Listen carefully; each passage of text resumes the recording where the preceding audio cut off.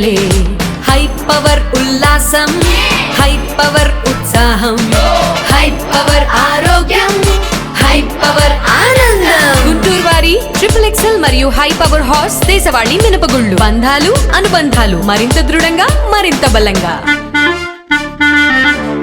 వెనకబడిన కులాల అభ్యున్నతి కోసం అవిశ్రాంతంగా కృషి చేసిన మహానీయుడు మహాత్మా జ్యోతిబా పూలే అని గుంటూరు పశ్చిమ ఎమ్మెల్యే గల్లా మాధవి కొనియాడారు. సామాజిక సంస్కరణ ఉద్యమంలో పూలే ప్రముఖ పాత్ర పోషించారన్నారు. మహిళా విద్యకు ఆయన మార్గదర్శకులు అయ్యారని కితాబిచ్చారు. మహాత్మా జ్యోతిబా పూలే 119వ జయంతి పురస్కరించుకొని మున్సిపల్ ట్రావెలర్స్ బంగ్లా ఆవరణలోని ఆయన విగ్రహానికి MLA Galla Madhavi, Guntur incharge mayor Sheikh Sajila, నగర కమిషనర్ పులి శ్రీనివాసులు పూలమాలలు వేసి ఘనంగా నివాళులర్పించారు. ఈ సందర్భంగా వారు మీడియాతో మాట్లాడుతూ మహాత్మా జ్యోతిబా పూలే జీవితాన్ని ఆవిష్కరించారు. దేశానికి ఆయన చేసిన సేవలను వివరించారు. పూలే స్ఫూర్తితో కూటమి ప్రభుత్వ పాలన సాగిస్తుందని వివరించారు.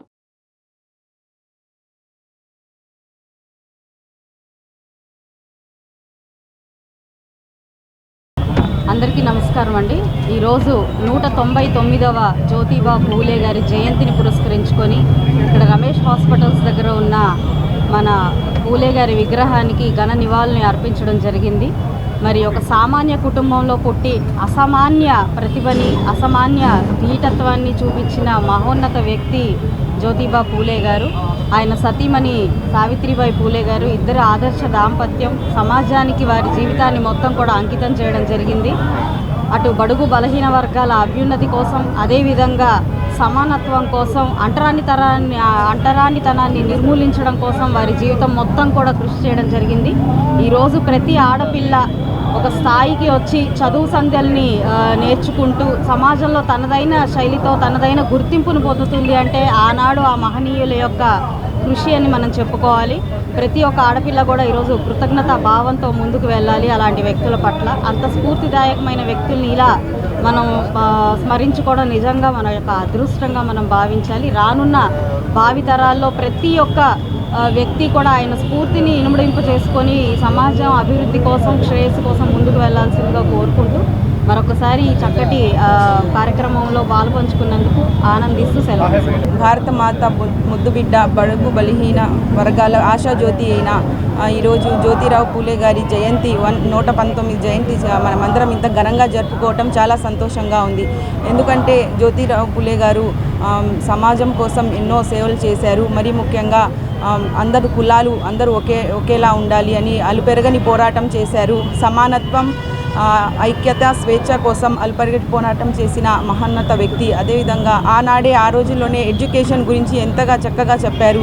అప్పట్లోనే ప్రతి మహిళ చదువుకోవాలి అంటే సమాజంలో ఉన్న సగ భాగం మహిళలు అభివృద్ధి చెందితేనే కుటుంబం కూడా అభివృద్ధి చెందుతుంది అనే ఒక గొప్ప ఆలోచనతో అప్పుడు ముందుకెళ్లారు. ఇప్పుడు కూడా ఈ జనరేషన్ని కూడా ఒక అవగాహన తీసుకొని ఆయన అడుగుజాడల్లో నడుస్తూ ప్రతి ఒక్క మహిళలు కూడా చక్కగా చదువుకొని అన్ని రంగాల్లో రాణిస్తున్నారు. అలాగే గౌరవనీయులు ముఖ్యమంత్రి చంద్రబాబు నాయుడు గారు కూడా ఆయన అడుగుజాడల్లో అంటే ఆయన ఆశయాలు ముందుకు తీసుకెళ్ళి వెనకబడిన వర్గాలకు, కులాలకు, ఎస్సీ, ఎస్టీ, బీసీ, మైనార్టీకు ప్రతి ఒక్క దశలో ఇటు ఆర్థికంగా, రాజకీయంగా, సామాజికంగా కూడా ముందుకు తీసుకెళ్తున్నారు. మరి ముఖ్యంగా మహిళలకు కూడా అనేకమైన సంక్షేమ పథకాలు, అనేకమైన కార్యక్రమాలు కూడా చేస్తున్నారు.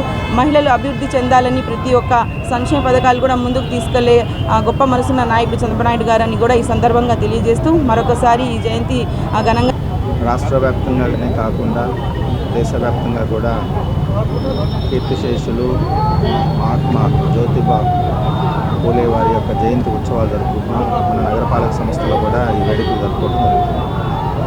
దీనికి ముఖ్య అతిథిగా వచ్చేసిన గౌరవ ఎమ్మెల్యే గారు, గౌరవ మేయర్ గారు, ఇతర పెద్దలు, బీసీ సంఘాల నాయకులు, ముఖ్యంగా ప్రజలందరూ కూడా నమస్కారాలు తెలియజేసుకుంటూ అందరికీ తెలుసు వారి జీవితం ఎంత పరిపూర్ణమైనదంటే మరి 1827లోనే ఒక చిన్న పేదరిక ఉన్నటువంటి కుటుంబంలో పుట్టి ఆ రోజు అంటే 90sలోనే మనం అంటరానితనం గురించి అనుభవించాం. ఒక విధంగా చెప్పాలంటే 90sలో. బట్ 80sలో 1800 సెంచరీ దాంట్లో ఎంత ఉత్కృష్టమైనటువంటి లైఫ్ లీడ్ చేస్తుంటారో మరి ఆ లైఫ్ నుంచి ఆయనకు వచ్చినటువంటి ఆలోచన, ఆయన ఉన్నటువంటి అప్పుడున్న పరిస్థితుల్ని అనుగుణంగా సమాజం కోసం పాటుపడాలనే ఒక తపనతోటి వారు తన యొక్క జీవిత సరమాంకం వరకు పేదలకు, ముఖ్యంగా బడుగు బలహీన వర్గాల, తర్వాత అంటరానితనంలో మగ్గుతున్నటువంటి సమాజం కోసం, దాని విముక్తి కోసం పాటుపడ్డారు. అదే కాకుండా వారు, వారి భార్య ఇద్దరు కూడా ముఖ్యంగా ఈరోజు శ్రీ విద్య అనేది ఏదైతే మనం చెప్పుకుంటున్నామో దానికి ఆది వాళ్ళు. మరి ఆడవారికి స్కూల్స్ ఓపెన్ చేయటం ఫస్ట్ టైం, అట్లాగే బాల్య వివాహాలు జరిగి మరి వితంతులుగా మారిన వారికి మరి పునర్వివాహం చేయించడాలు ఇవన్నీ కూడా చేసి ఈరోజు ప్రజల్లో మహాత్మా అని పిలువబడుతూ మన అందరి చేత కూడా మరి జయంతి తర్వాత వర్ధంతి వేడుకలప్పుడు మనం స్మరించుకునే విధంగా తీర్చిదిద్దబడ్డారు వాళ్ళ. సో వారు అందరికి కూడా ఆదర్శప్రాయంగా ఉన్నారు కాబట్టి మనం నేటి సమాజంలో కూడా ఎక్కడైనా సరే ఎలాంటి వివక్షత జరుగుతున్నా కూడా వారిని ఆదర్శంగా తీసుకొని ఇటు ప్రజలు, ఇటు ప్రభుత్వ అధికారులు కూడా అట్లాంటి అవాంఛనీయ సంఘటనలు ఎక్కడ జరగకుండా చూసుకోవాల్సిన బాధ్యత ఉంది. దీనిలో ముఖ్యంగా చెప్పాలి అంటే ఇక్కడ బీసీ సంఘాలు చాలా కాలం నుంచి యాక్చువల్గా ఎక్కడ స్థలము దొరకక అప్రాపరేట్ ప్లేస్ లేదనుకుంటే ఫస్ట్ టర్మ్ నేను ఇక్కడ గుంటూరు కార్పొరేషన్లో పనిచేసినప్పుడు చాలా చోట్ల స్థల అన్వేషణ చేసి ఎక్కడ దొరకలేదంటే అప్పుడప్పుడు ట్రావెలర్స్ బంగ్లాలో గృహాన్ని పెట్టించడం జరిగింది. అప్పటి నుంచి కూడా బీసీ సంఘాల నాయకులు, ముఖ్యంగా ప్రజలు వారి పక్కన వారి భార్య సావిత్రిబాయి పూలే విగ్రహాన్ని కూడా పెట్టమని